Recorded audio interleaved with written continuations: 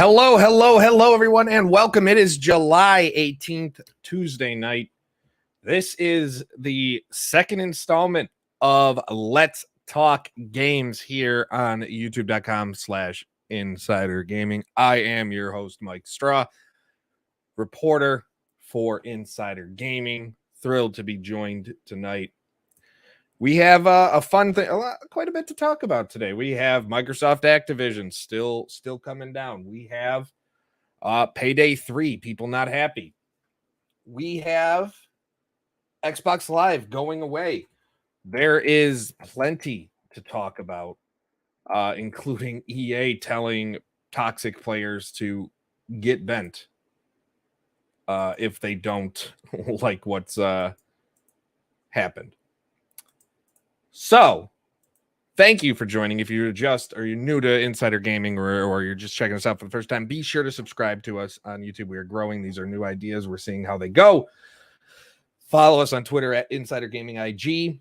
Visit our website, insider-gaming.com. You'll see it scrolling down at the bottom. You can follow me at Mike Straw Media on all social media platforms. We are here for a little while talking everything gaming.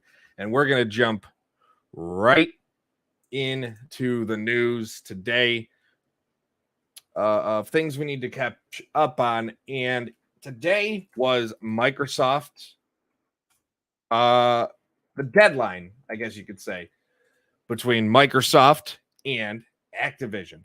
If you don't know, July 18th was the deadline in the deal for Microsoft and Activision to get done when they agreed.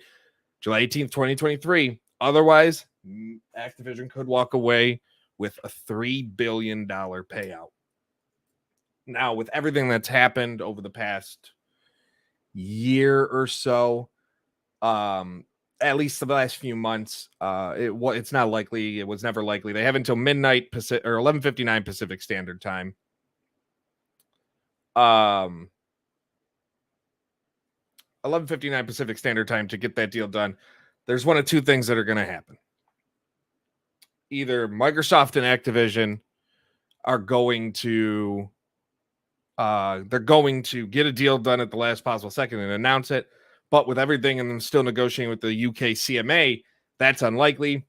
Two, which is more likely, there's a quiet extension of that and Activision doesn't look to cash out. So we're still kind of in a holding pattern. There was potential of it happening over the weekend, but Microsoft and the UK CMA have agreed to pause legal actions in order to work out a deal that best suits. There's even talk of Microsoft willing to sell off in the UK cloud gaming services to better to make it more likely that the CMA would pass it. So that's where we're at with the Microsoft Activision. Callum17, how you doing? Hey, Mike, will Tom ever do a show with you? Hopefully soon in the near future. Because of our time differences, we'd have to do it in the middle of the day or early evening his time, middle of the day my time, or early afternoon. So we'd have to figure. We'll have to figure that out. But that would be nice to get Tom in here. We have some ideas, whether it's for this or for something bigger. I can't talk about it yet, but also let me know if the audio is good, if the video, everything's good. Let me know how that's going, guys, as we continue on with this. So Microsoft and Activision, that is still going on, but Microsoft isn't done making changes, as it was announced that Xbox Live is going away. And if you don't know what happened or what is going on,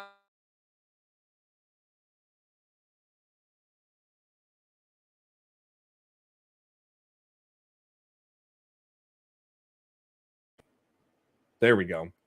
Microsoft has announced the end of Xbox Live for the most part. We are at a point where now, instead, it is going to be Xbox Game Pass Core. No more Xbox Live Gold. So after 21 years, which is weird to say, Xbox Live is no more. Xbox Game Pass Core will function similarly to the old Xbox Live Gold plan, but there will be a few changes. The price will remain $9.99 a month or $60 per year US, and you'll need it in order to play online multiplayer games on your console. Games with Gold is ending when this kicks in September, and instead you'll be getting a group of select Game Pass games that, based on what Microsoft has said, will change at times. So at the start of this, you'll have access to games like Among Us, Fallout 4, Fallout 76, Forza Horizon 4, Gears 5, Halo 5 Guardians, Halo Wars 2, Human Fall Flat, which is a great game, by the way. An incredible game is Human Fall Flat, especially with friends. Psychonauts 2, another great game. Inside, another great game. Ori and the Will of the Wisps, Elder Scrolls Online Tamriel Edition, State of Decay 2, a number of Grounded, a number of great games. I have a flashlight and ADD is kicking in with this. So a number of great games that you'll get. However, if you do have any previously redeemed Games with Gold titles, you are going to be able to keep those. Those will stay on your account and remain accessible as long as you keep your plan going. If you are an Xbox Live Gold member, you don't have to do anything. All of the plans will convert to Xbox Game Pass Core when the transition takes place in September. So not major stuff there, but still pretty big. Like no major changes, but still some pretty big things going on here in Xbox land as far as how things are going and where things stand with Xbox Game Pass, and they are rolling. They did end the family and friends trial for Xbox Game Pass. We'll see what comes with that if and when it returns. I would like that. What I'm hoping for soon is a Xbox Game Pass annual plan, because right now paying monthly, it's also just for me personally, it's just too expensive.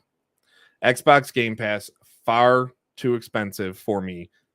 Excuse me.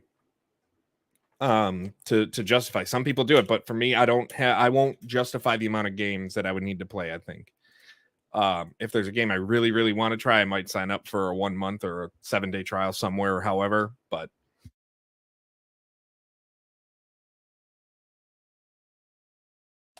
excuse me, I needed that, otherwise I was going to have a coughing fit.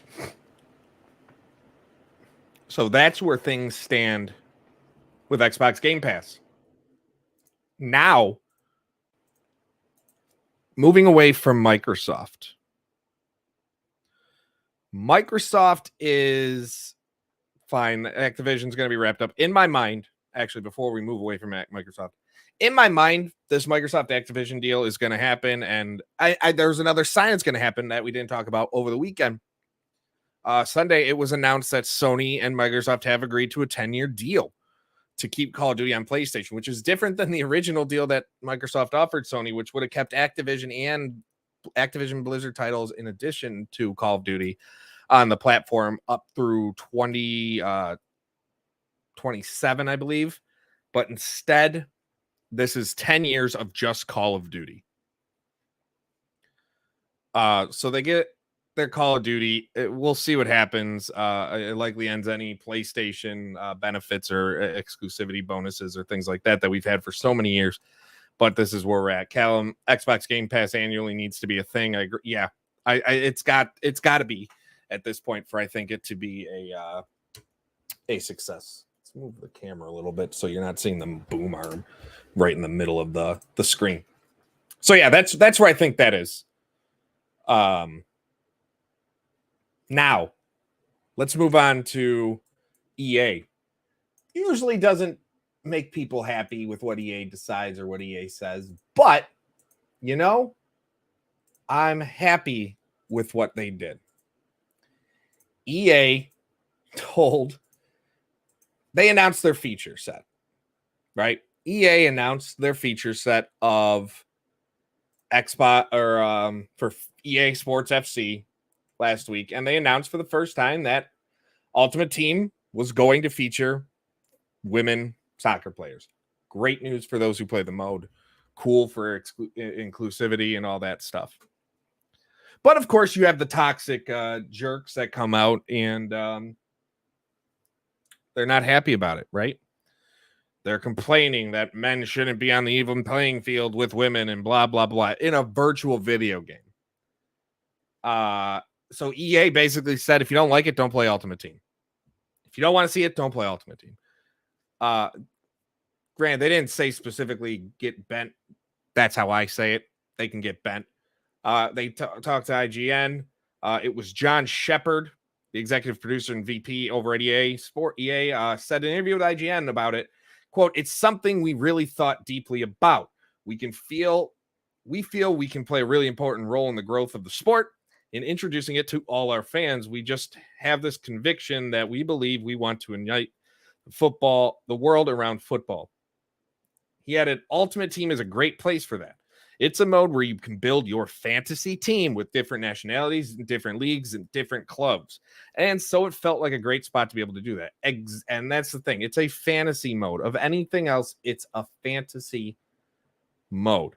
And it's not just about the smaller group of fans. EA wants to expand more. And he even says that the goal is about 1 billion fans, making the game something more and more people want to play, and inclusion being a part of that. Quote, "We have a vision of connecting not just 150 million fans that we have now, but 1 billion fans. We want this game and this brand, this club, this ecosystem to welcome everybody. In terms of our decision around how we're integrating women's football into Ultimate Team, we feel really strongly about that." So, for those that were upset, they thought about it. They thought about the reaction. And for those that are upset, they suggest going playing modes like kickoff mode, where teams are limited to men versus men, women versus women in those modes. Shepard says there's other modes where it's more about the club playing against another club, but Ultimate Team to us is a mode where you can have a mix of players and you can build the best team. And then senior producer Sam Rivera said it's not just about being tall and strong. The core of the message here is if everything is equal, they play the same way. And this is something that I'm happy to see.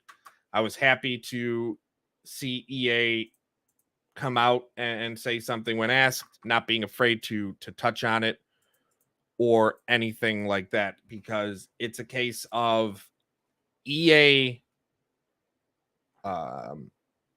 needing to make sure inclusivity, more people get to play these modes, more players. Granted, I don't know men to women playing Ultimate Team, playing EA Sports FC or FIFA or whatever. I don't know that breakdown. I would love to see it one day.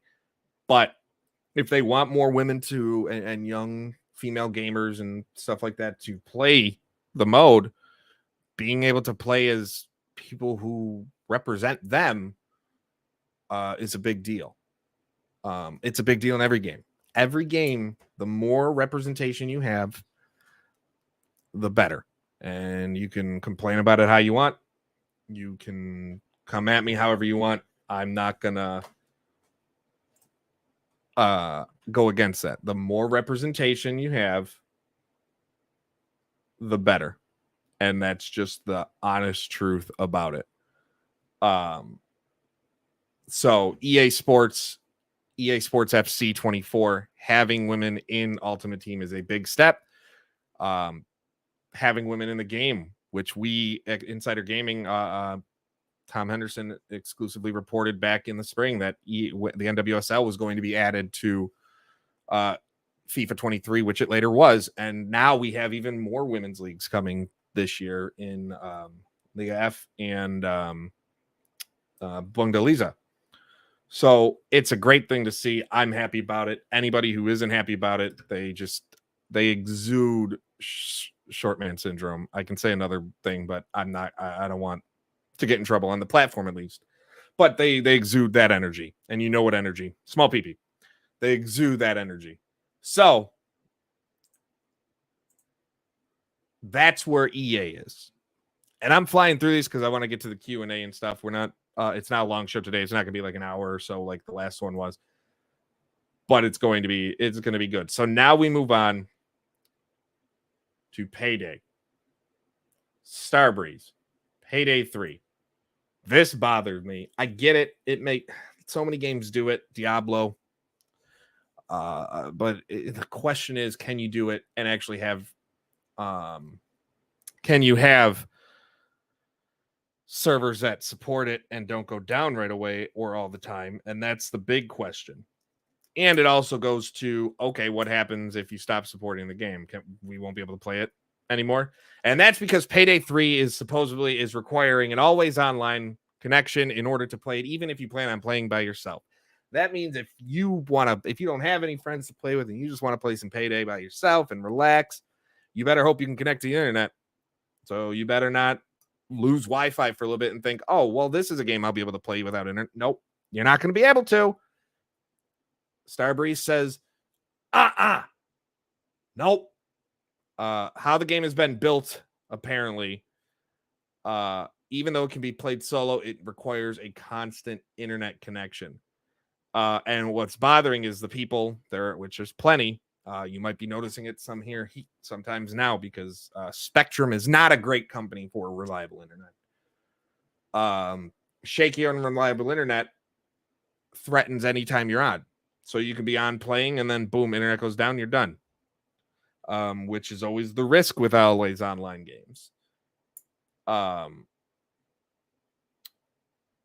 There's also that risk that mods become tough to utilize because it's always online. They can always just be shut down.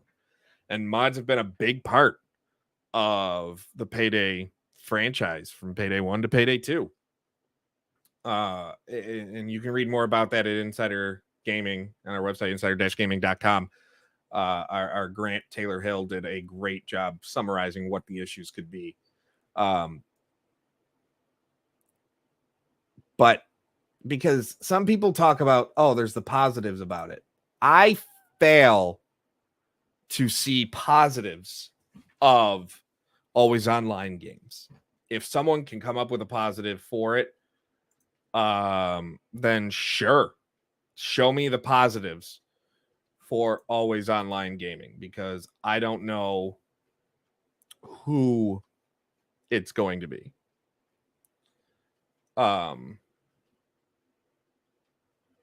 I really just don't know where what positivity comes from always being online.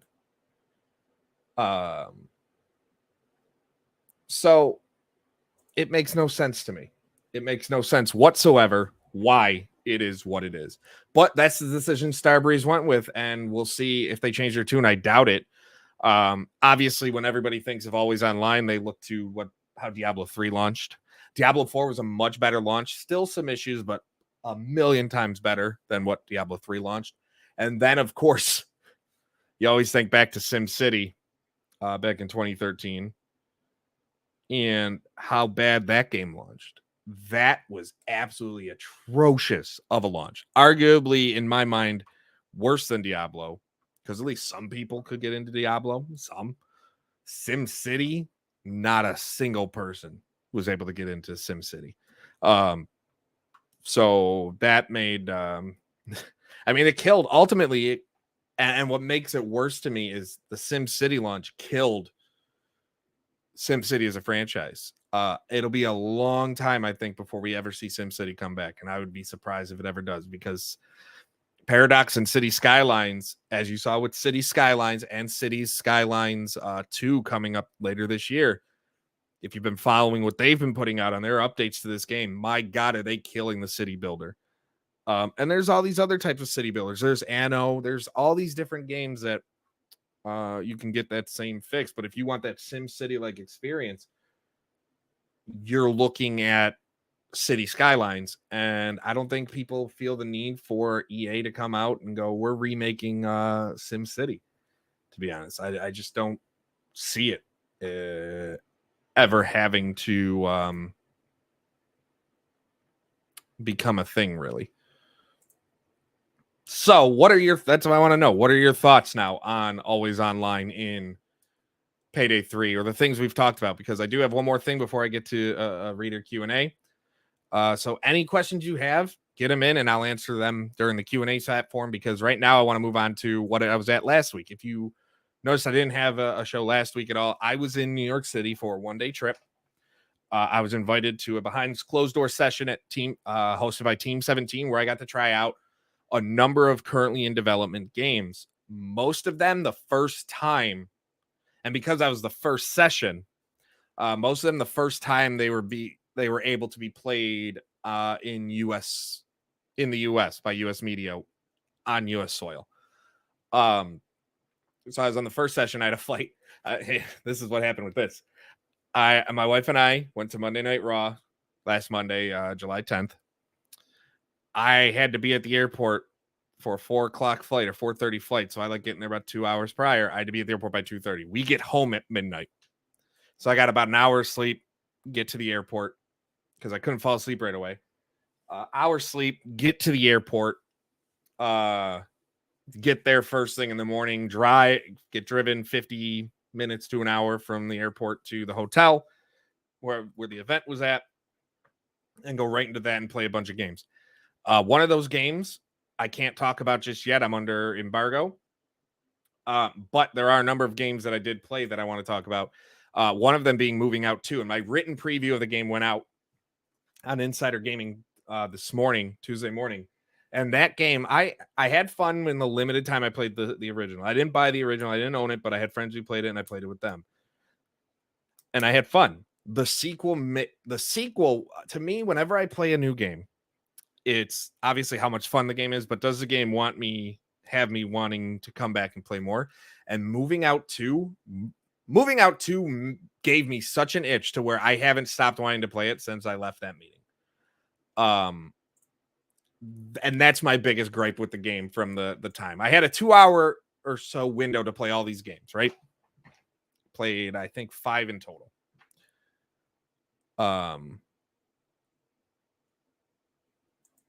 So I played 5 in total, and Moving Out 2 is one of the games. And I played with one of the developers, and just the amount of depth they added to this game. 60 levels compared to 30. 33 fart movers. Online multiplayer will be a part. All of it crossplay for every platform: PC, PS4, 5, Xbox Series X, Xbox One, Switch, like all of it cross-platform. Accessibility settings, different dimensions that have different objectives. So now instead of just trying to move out, you can even move furniture in and throw things through the window to get it in the kitchen if you need to, or in the room, and moving things from one side to another, dealing with various obstacles like fans. It's a game that had so much going for it that I had such a good time playing that I can't stop thinking about it. Like I can't. I want you guys to go read my review or my preview of the game. I'll throw it in the chat because it is a great game from the time I had. Very fun, everything. It was just a fun time, and I can't wait to get my hands on it. It launches August 15th. Other games I played was Classified France 44, which is a turn-based tactical game. Turn-based strategy tactical game. I do what I usually do with those games, and I jump right into the wolves, the deep end, and I go. Don't recommend it with that game. I'll have a full written review of that as well, but I don't recommend it with that game. It's a fun game. It's a unique take on Normandy and what happened before you storm the beaches of Normandy and the campaign. And it's to get through a campaign, you're looking at like 40 hours, and it is such a different experience. I played it for 35 minutes or about 25 minutes. Sorry. And the amount of depth and the amount of interactions, like I'll have a full write-up on that, but the amount of interactions you can have on different aspects from a tactical game, like there's obviously friendly fire and markers and giving away your teammates, your fellow soldiers' positions, and morale. You can be spooked, basically. The morale system in that game, it's very fun. Very, very fun indeed. Like I said, there's a game I can't really talk about. Gord, a somewhat city builder.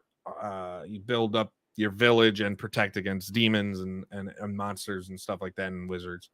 I'll have full write-ups of all these, but Moving Out 2 was the one that went today. Again, I can't say enough about that game, and I'm beyond excited. I can't say enough about the game that I'm under embargo, but I have some concerns about it, though. So that's where we're at with those two. So now that we've gone through that, if you've missed any, you're just tuning in, this video will be on demand right after. You can go back and catch up on what we talked about. Microsoft, EA, EA in a good way. Payday 3 being always online, Xbox Live, and that. And then Team 17. Now I want to answer your questions. We're going to take some time here, take maybe 10 minutes or so, and we're going to answer some questions as they come in. Callum 17. Speaking of Monday Night Raw, what happens in the venue when they go to commercial? A whole lot of, if it's in the match continues. But they'll have things like during commercial, if there's no matches, people will wait in the ring. They'll have the entrance of a wrestler, and then they'll just stand in the ring and do nothing. They'll lower the lights, and then they'll kick the lights back on right before they come back to commercial. They'll start the entrance music back up, and they'll continue having the entrance music. There'll also be like cameras, like sign cams, the DX camera. They want everybody to throw up the X or crotch chop or whatever. There's the John Cena "you can't see me" cam. There's all these different cameras that fan cams that they do that the fans get into. Ryan B just hopped on the stream. Anything on another PS showcase later this year? I do believe there's going to be one in the fall. Maybe not a full showcase, but maybe a state of play, because they have their showcase, they have their state of play. I think we'll get a state of play in the fall. The Last of Us Part 2 director's cut, I'm not buying. I refuse to buy that right now. I just don't feel, I don't know. The director's cut stuff, I mean, I think it would be smart. So The Last of Us Part 2 came out for the PS4 in 2020. Hard to believe it's been that long. I think if it comes out, and I could be completely off base, what I think happens with The Last of Us Part 2 director's cut is it comes out right before season 2 of the game. Like, I think that would be smart. But we also were in that issue where it could come out and they decide to push it out earlier, right? Is because of the writer strike and the actor strikes. They currently only have one episode written. They don't have any other episodes written. They don't have any plans to start filming or anything like that. So that's going to put things behind. For however long this strike goes, that things are just going to get set behind, whether it's months, weeks, months, years, whatever. So with that in mind, I could see them pushing it out sooner. And I agree, The Last of Us 2 in stores as a PS5 box, but I think it would be smart to wait. Like if the strike didn't happen, I guess is the best way to preface it. If the current writers and actor strikes weren't happening, I think launching a PS5 bundle with maybe even the new PS5 Slim or PS5 Pro that's in development and it's going to be coming, The Last of Us 2 director's cut, and hey, we are like season 2 is starting. Here's a free 3 months of HBO Max or Max or whatever they want to call it. Here you go. That would be a great bundle. And to be honest, no matter what, even if they release The Last of Us 2 director's cut for PS5, they can still do that bundle. The more I'm thinking about it, I'd like to see that bundle. They do bundles for everything now. So why not a Last of Us bundle where you get a console, a copy of The Last of Us Part 2 director's cut, and a 3-month 3-month subscription to Max. So you could always do that. Or you get The Last of Us Part 1 in the bundle too. They just bundle everything. So that's that's where I could see that. That's a good idea. What else we got? I did want to talk about this. There are a lot of rumors about GTA 6 and its cost and things like that. I still don't believe we hear anything this summer. I think the earliest we hear something is holiday. I could see that being the big announcement at the Game Awards in December. I think a GTA 6 reveal could be a major reveal at the Game Awards later this year in December.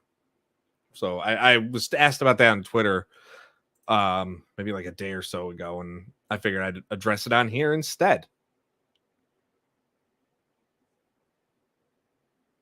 What else do we got? I'm going through Twitter, seeing what else. Who else we have here? Any other questiones? Again, if you're just tuning in or you're new here, be sure to subscribe. Be sure to follow us at Insider Gaming IG on Twitter. Follow me at Mike Straw Media on all social media platforms. Anything to help support us grow. This is a brand new series. We are a small YouTube channel. We're still waiting for Red Dead Redemption Remaster. I think that happens soon. I hope it happens soon. They're too busy focused on cease and desisting pop-up Cluckin' Bell restaurants. What a name. What a name. Itchy Butt Rash. What a name. How you doing? All right, we got time for a couple more questions here. We're going to wrap it up shortly. We're over a half hour. Thank you again. As we go forward, the conversation will dictate how long these go. I don't want to keep them more than an hour, but it'll at least always be a minimum of 30 minutes. We're also going to be doing more videos here on Insider Gaming. Whatever you like to see. We're working on some new content and things like that, some news videos. If you want to see, we have our articles, but if you want to see them turned into news videos as well, let us know, because that's something we're working on as well. So if we have no more questions, we're going to wrap it up here. Thank you again, everyone, for tuning in. I appreciate it. You guys are amazing. We might be back on Friday night for another one. The Friday night seemed to be really lively and really fun. Friday night at 10 o'clock Eastern. So let's, or 9:30 Eastern. So let's check that out. Let's see how it goes. Until next time, take care. Love one another. I'm out.